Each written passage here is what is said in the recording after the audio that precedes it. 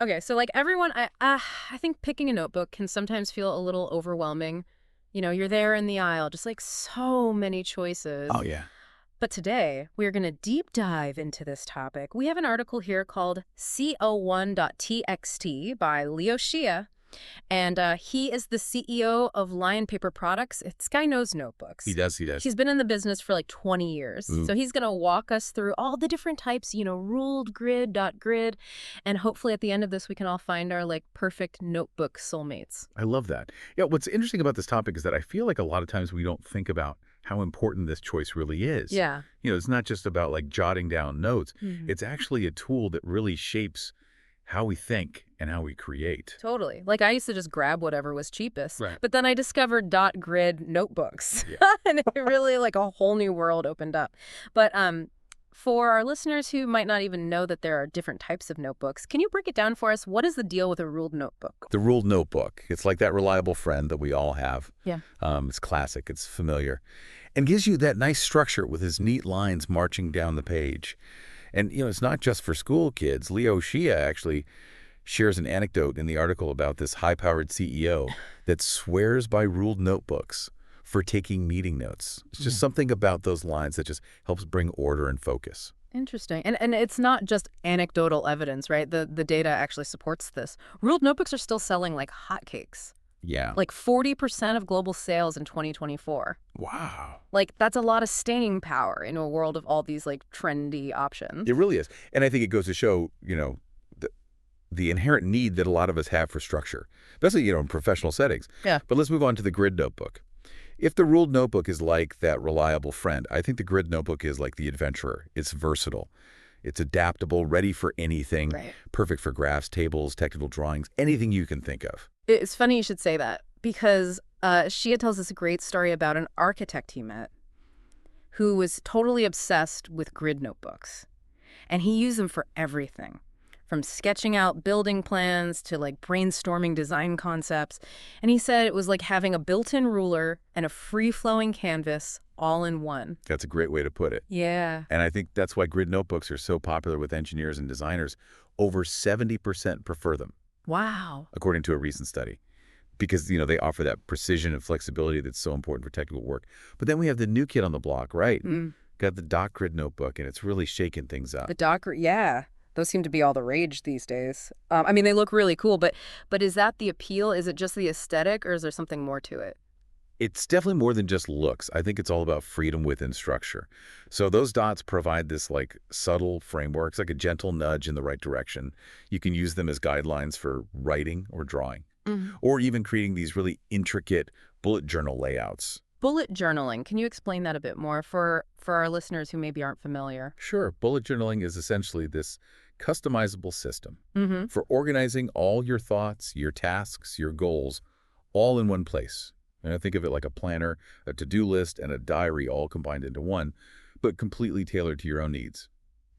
Okay, so how did the dot grids play into this? Well, the great thing about dot grid notebooks is that they provide just enough structure for bullet journaling without being restrictive. Hmm. So you can create custom layouts, calendars, trackers, and so on. Yeah. And you don't have to deal with the rigidity of like, pre-printed pages. Oh, that makes sense. It's like you have a blank canvas, but with a little bit of guidance to kind of keep you on track. Exactly. And Leo Shia himself, he is a huge fan of dot grid notebooks.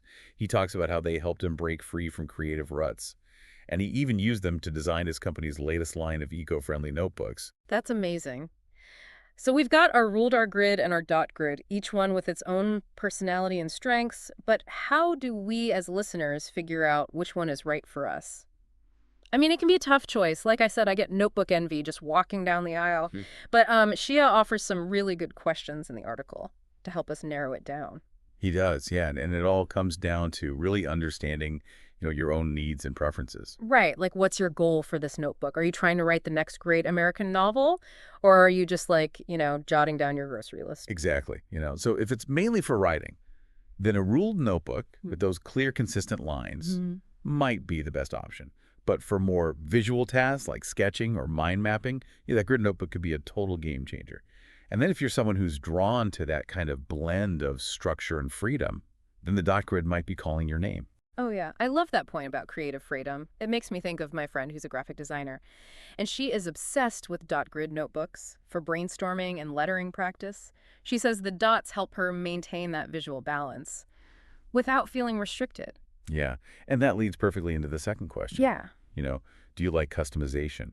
Some people really thrive on that ability to create their own layouts and systems. totally. I know so many people who treat their notebooks like works of art, color-coded sections, hand-drawn dividers, the whole nine yards. Right, and for those people, a more customizable option, like Dot Grid Notebook, or even just like a plain blank sketchbook might be the way to go, Yeah. because then they can really build their ideal organizational system from scratch. It's like those adult coloring books, but for productivity. So that brings us to Shia's third question. What is your personal style? Like, are you a minimalist or a maximalist? Do you prefer like order and predictability, or do you kind of embrace the chaos? Yeah, that's such a key point. The notebook should be an extension of your personality. So if you love clean lines and structure, ruled or grid might be a good fit. But if you're more free-flowing and intuitive, Yeah. the dot grid could be your perfect match. It's funny. I used to think I was a diehard grid notebook person. Like I love the order, the precision. But then I started experimenting with dot grids for bullet journaling, and it was like a light bulb went off. I didn't realize how much I craved that flexibility within the structure. I think that's the beauty of it. It's about self-discovery as much as it is about finding the right tool. Gia actually mentions in the article that he's seen people completely transform their work habits just by switching to a notebook style that better aligned with their personality. That's amazing. I love that. But beyond just the practical aspects, I think there's something almost romantic about finding that perfect notebook, like your partner in crime for your ideas. Absolutely. It goes back to, that idea of the notebook being a tool for thought. The right notebook can really inspire us, help us unlock our creativity, maybe even change how we see the world. It's like that saying, the right tool for the right job. But in this case, it's the right tool for the right mind. Well said. And Shia makes a great point about this too. He talks about how it's not just a collection of pages, it's a reflection of our inner world, a tangible record of our thoughts and dreams. And that's what makes this whole conversation so fascinating. It's not just about stationery, it's about understanding ourselves and how we interact with information and creativity. It really is. And I think one of Shia's final messages in the article is so important. Whatever you choose, make sure it sparks joy. Don't be afraid to experiment.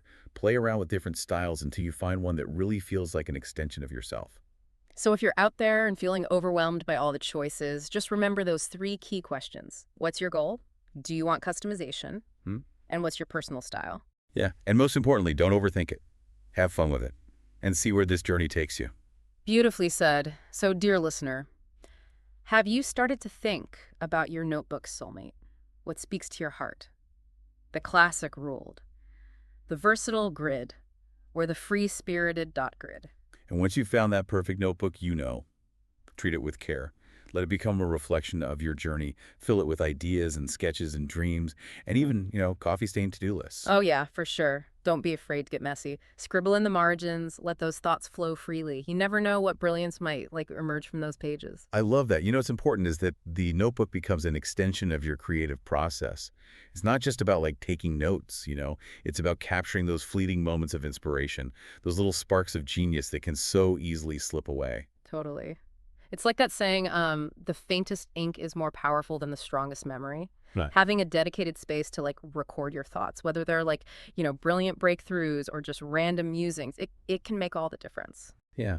And Shia shares a really interesting story about this in the article. He talks about how he stumbled upon an old notebook from his college days, and he was flipping through the pages, and he was just amazed by the raw ideas, the half-formed concepts, the questions that he'd been grappling with back then. It was like a time capsule of his creative journey. Wow, that's so cool. It's like a reminder that our notebooks can be these incredible archives of our intellectual and creative growth. And you never know when those old ideas might come back to inspire something new. Exactly. It's like planting seeds, right? Hmm. Some might sprout right away, but others might lay dormant for years, just waiting for the right conditions to blossom. I love that analogy. So as we wrap up our deep dive into the world of notebooks, I think the key takeaway here is this. Don't underestimate the power of this simple tool. It can be so much more than just a place to jot down notes. It can be a catalyst for creativity, a confidant for your ideas, and a companion on your journey of self-discovery. I love that. Beautifully said. The right notebook chosen with intention and care can truly become a partner in bringing your ideas to life. So go forth, dear listener, and find that notebook soulmate. Explore the ruled the grid, the dot grid, or even venture into the uncharted territory of blank pages. Experiment, play, and see what magic unfolds when you give your thoughts a tangible form. Until next time, happy writing.